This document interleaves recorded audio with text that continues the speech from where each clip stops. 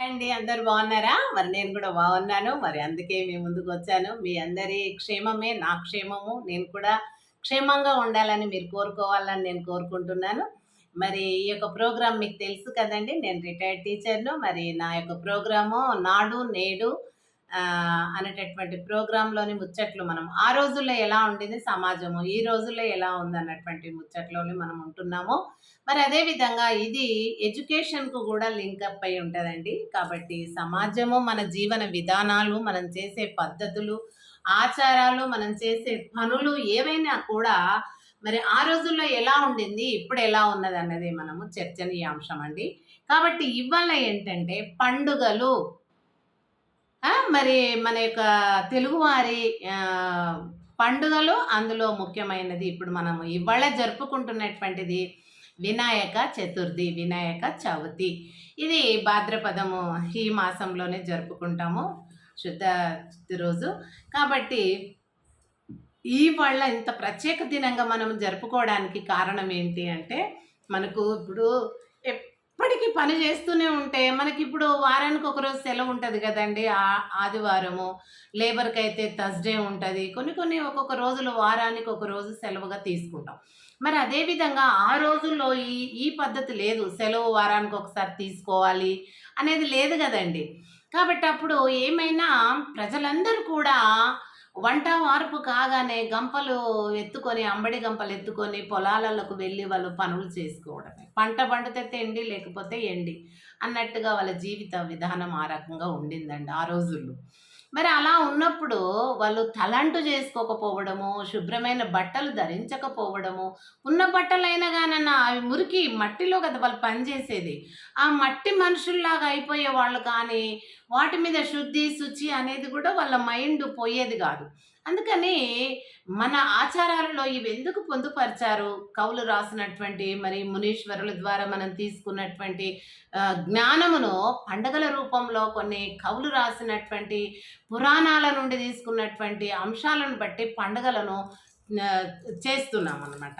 అంటే దేవుళ్ళ యొక్క బర్త్‌డేలు, జన్మదినాలు, వాళ్ళ యొక్క చరిత్రలను ఆధారంగా తీసుకొని పండుగలను జరుపుకున్నట్టయితే స్త్రీ పురుషులు మరి ఆ రోజుల్లో కష్టజీవులు కదండి. వాళ్ళు చేసుకునేదాకా ఎళ్ళదు గదా! అందుకని వాళ్ళకి కూడా మరి సంవత్సరంలో ఇలాంటి కొన్ని పండుగలు అప్పుడప్పుడు మనము 2, 3 నెలలకు ఒక పండగ అలా పెట్టినట్టయితే వాళ్ళు అంతవరకు చేసినటువంటి ఆ యొక్క పశువులు ఏ విధంగా మరి స్నానం లేకుండా మరి ఎలా ఉంటాయో ఆ రకంగానే మనుషులు గూడా ఉండేదప్పుడు. వాళ్ళకు బట్ట సోయి, ఇంకా శుభ్రం అనేది ఏది ఉండదు. పని, పని, పని, పని. కానీ మరి జంతువులకు, పక్షుల కంటేనేమో అది సహజము. అది దేవుని సృష్టిలో ఏర్పడింది. మనం అంతా మరి 2 రోజులు స్నానం చేయకపోతే వాసన పట్టిపోతామండి. కంపు వాసన పక్కకి ఎవరైనా నిలబడితే అబ్బా! అని ఇలా అనుకునే విధంగా ఉంటది. మన శరీరాలు అలాంటివి. దేవుడు అలా పెట్టాడు. కాబట్టి మనకు స్నానం అనేది, శుభ్రత అనేది, ఇల్లు శుభ్రము, మనం శుభ్రము, పిల్లలు శుభ్రము ఇవన్నీ ఉండాలా. దానికోసం పండగలు అనేటివి పెట్టాలా. మరి కవులు రాసినటువంటి ఆ దేవతల చరిత్రలోని ఆ దేవుళ్ళను ఆధారంగా తీసుకొని పండగలను మనము జరుపుకునే విధంగా ఏర్పాటు చేద్దామని చెప్పేసి ఆనాటి పెద్దలు మరి ఆ విధంగా నిర్ణయించారు. కాబట్టి ఆ భక్తిపరమైనటువంటి విషయాలను మనం పండగ రూపంలో ఆచరిస్తున్నాం కాబట్టి పండగలన్నిటిలో కూడా మొదటి పండగగా వినాయక చవితిని చెప్పుకుంటాం. ఈ వినాయక చతుర్థి మరి రకంగా చూసినట్టయితే ప్రజలందరూ కూడా మరి పండగ అనే పేరుతోటి వాళ్ళ పండగ రేపు నేను పనికి పోను, పొలంకు పోను అని ఆ రోజు ఇంట్లోనే ఉండి ఇల్లంతా శుద్ధి చేసుకొని, శుభ్రం చేసుకొని పిల్లలకు తలంటూ స్నానాలు చేపిచ్చి, వాళ్ళకు శుభ్రమైన బట్టలు వేసి, మరి వాళ్ళు కూడా మంచిగా స్నానాలు చేసి భర్త, భార్యలు, పిల్లలు, పెద్దలు, చిన్నలు అందరూ మరి ఇంటిల్లాదులు కూడా శుభ్రతను, శుచిని పాటిస్తూ అప్పుడు భక్తిపరమైనటువంటి ప్రకృతి సంబంధమైన ప్రకృతిలో దొరికేటటువంటి ఆకులు, కాయలు, మరి దళాలు మరి ఇలాంటివన్నీ కూడా అంటే దళములు అంటే ఆకులు. పూపత్రిలు అంటే పువ్వు, ఆకు, కాయలు ఇవన్నీ కూడా తెచ్చి మరి అప్పుడు ఆ రోజుల్లో మనకి ఇప్పుడు పెంచుతున్నటువంటి నర్సరీలు, పూల చెట్లు, గార్డెన్స్ ఎక్కడవండి? అడవే మనకు తోట. అడవినే పూల తోట కదండీ! కాబట్టి అడవిలో దొరికినవే ఆ రోజుల్లో తినేది వాళ్ళు. అందుకని అప్పటి వాళ్ళు ఏం చేసేది, ఆ పువ్వులు, ఆ కాయలు, ఆకుల ద్వారా భక్తి శ్రద్ధలతోటి మరి 3, 4 నెలల వరకు మనం ఆ పనులు చేసినాం. దేవుని మర్చిపోయినాం. దేవుణ్ణి మనము భక్తి పరంగా పూజించుకుంటేనే వారి దీవెనలుండి మనం మంచిగా పంటలు పండుతవి, వానలు పడతవి, మరి చెరువులు, కుంటలు నిండుతాయి. వాటి వల్ల వ్యవసాయం బాగా మనం చేసుకొని మనకు ఆహారం అనేది కొరత లేకుండా ఉంటదన్న ఉద్దేశంతోటి ప్రజలు మరి అంత భక్తి శ్రద్ధలతోటి మన ఆనాడు పండగలను చేసుకునేవాళ్ళు. అది అదే విధంగా ఈరోజు ఈ వినాయక చవితిని మరి మనము ఎలా చేసుకుంటున్నాం అనంటే, మరి వీధి వీధిన ప్రతి బహిరంగ కూడల్లో కూడా మండపాలు వేసి, పందిళ్ళు వేసి మరి అవన్నీ పెట్టి మనము ఎంతో అలంకరణ ప్రాదర్శంగా చేస్తున్నామండి ప్రాయకం. కానీ ఈ ఆదర్శప్రాయమైనటువంటిది భక్తి శ్రద్ధలే ఉండాలి తప్ప, పూజలే ఉండాలి తప్ప, ఇవి డీజేలు తర్వాత ఆట పాటలు అంటే అల్లరికి సంబంధించిన ఆటపాటలండి. అంటే యువతల లోపల రేకెత్తించేటటువంటి ఆ యొక్క ఎంజాయ్‌మెంటు మత్తు పదార్థాలకు కూడా పిల్లలను గురి చేస్తూ ఉంటున్నాయి. అది భక్తి శ్రద్ధలు ఎటుపోతున్నాయో కానీ ఇవి గూడా చోటు చేసుకుంటున్నాయి కొన్ని కొన్ని. మరి ఇప్పుడే ఇలా ఉంటే ఈ రోజుల్లో మరి ముందుకు ఎలా అవుతుందనేది కూడా పెద్దలు గ్రహించాలండి. అలాంటిది కూడా మరి నిషేధించాలి. ఇంకొకటేంటంటే, ఇప్పుడు ఎక్కడైనా వీధి వీధిన అంటే ఇది మనకు 1893లో ఆహ్, లోకమాన్య బాల తిలక్ గంగాధర్ తిలక్ మనకు స్వరాజ్య యోధుడైన ఆయనది మహారాష్ట్రనే పూణే లోపల అప్పుడు అందరూ కూడా మన అప్పుడు బ్రిటిష్ వాళ్ళ కాలం గదండీ! 18థ్ సెంచరీ. అయితే అప్పుడు ఎక్కడైనా గానీ నలుగురు, ఐదుగురు కూడి మాట్లాడుకునడము నిషేధం. బ్రిటిష్ వాళ్ళు వాళ్ళను జైల్లో బెట్టేది. అండ్ అందుకని వీళ్ళేం చేశారు ఇప్పుడు బాలగంగాధర్ లాంటి ఆ గొప్ప గొప్ప నాయకులందరూ కూడా స్వరాజ్య సమరయోధులందరూ మనం ఎక్కడైతే మరి అందరం కూడుకుంటేనే తలా ఒక ఆలోచన అన్నీ గూడా ఒక దగ్గర సమకూర్చి వాటిలో ఫైనల్ డెసిషన్ ఏంటి? మనం ఎలా స్టెప్ ఎయ్యాలి? ఎలా ముందుకు ఉద్యమాలు సాగాలన్న విషయాలు మాట్లాడాలనంటే ఈ ప్రభుత్వం బ్రిటిషర్స్ మనల్ని లాఠీ చార్జ్ చేస్తున్నారు. కాబట్టి మనం ఏం చేద్దాము అని ఆలోచిస్తే బాలగంగాధర్ తిలక్‌కి అప్పుడు ఆ సమయంలో వినాయక చవితి గూడా వచ్చిందట. అందుకని ఆ సమయంలో ఆహా! వినాయకుడు ఇంతవరకు ఇళ్లల్లో పూజింపబడిండు. ఇప్పుడు వీధుల్లో గూడా బహిరంగ స్థలాల్లో కూడా ఆయన పూజింపబడాలి. ఆ రకంగా బయటికి తెచ్చి ఆ యొక్క పందిళ్ళు మరి విఘ్నేశ్వరునికి ఏసి వినాయకుడిని మండపాలలో వేసి మరి నించోబెట్టి అక్కడ మనము కొలువు ఆయన తీర్చేటట్టుగా ఉంచి, తీరేటట్టుగా ఉండి, మనం పూజలు చేసినట్టుగా ఉంటది. మరదే మండపాలలో ఆయా బహిరంగ సభల్లో స్థానాల లోపల మనము ఈ యొక్క స్వాతంత్ర సమర యోధులు ఏమైతే మరి చేయాలనుకుంటున్నారో వాళ్ళ యొక్క మరి ఆలోచనలన్నీ కూడా అక్కడ మాట్లాడుకోవడానికి సమావేశమయ్యే అవకాశం ఉంటదని బాల గంగాధర్ తిలక్ స్వరాజ్యమే నా జన్మ హక్కు అని ప్రకటించిన వాడే బాల గంగాధర్ తిలక్ అండి. అయితే ఆ రకంగా ఆయన బయటికి తీసుకొచ్చాడు 1893లో.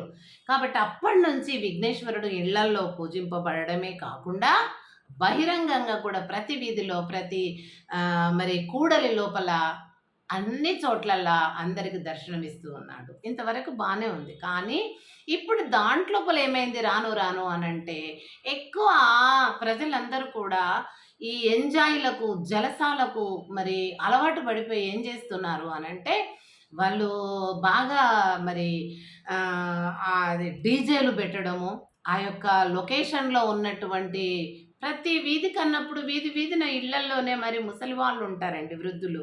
వాళ్ళు అనారోగ్యంతో ఉంటారు. వాళ్ళకి ఇబ్బందవుతుంది. అదే గాకుండా గర్భిణీ స్త్రీలు ఉంటున్నారు. వాళ్ళకు బాధాకరంగా ఉంటుంది. మరి బాలింతలు ఉంటున్నారు. చిన్న పిల్లలు దడుసుకోవడం జరుగుతుంది. అంటే శిశువులు. మరి అదే విధంగా కొంతమంది అనారోగ్యంతో బాధపడుతూ ఉంటారు వయస్సుతో నిమిత్తం లేకుండా. మరి వాళ్ళందరూ కూడా అవి ధన ధన ధన అనే శబ్దముతో దద్దరిల్లుతూ ఉంటే భూమి వాళ్ళంతా కూడా వణుకుకు భయపడి అదైపోతారు. హార్ట్ అటాక్, హార్ట్ స్ట్రోక్స్ వచ్చే అవకాశం కూడా ఉంటుందండి ఈ డీజేల వల్ల. కనుక ఆ ఊరేగింపుల్లో గానీ, లేకపోతే ఈ పూజ నిర్వహణ ఈ యొక్క 9 రోజులు గానీ, ఆ రోజులలో వ్రత రోజులలో కూడా అలా చేయకుండా, ఇతరులకు హానికరంగా లేకుండా మనము భక్తి శ్రద్ధలతో ఆనాడు సమాజంలో ఇదివరకు చెప్పినట్టు కాయ, పండు, ఆకు, అలము, గడ్డి, గరక ఏదైనా పర్వాలేదు విఘ్నేశ్వరునికి అన్నీ పెట్టి పూజించేది. ఎందుకంటే ప్రకృతి అంతా నేనే అంటాడు కదా! కాబట్టి ఈశ్వరుని కుమారుడుగా. అందుకని మరి అలాంటి విఘ్నేశ్వరుని భక్తి శ్రద్ధలతో కొలవాలే తప్ప ఈ రకంగా డీజేల ద్వారా ఈ రకంగా చేస్తే మరి దేవుడు భగవంతుడు స్వీకరిస్తాడని నేను అనుకోవట్లేదండి. అదేవిధంగా ఇప్పుడు మళ్ళీ ఇంకా మార్పులు నా స్థానంలో నా ఏరియాలో ఉన్న గణేష్ చాలా పెద్దవాడు, చాలా వెడల్పుగా ఎత్తుగా అని ఇవి చూస్తున్నారు, వెడల్పు ఎత్తులు. కానీ అది భక్తిలో ఉండాలండి.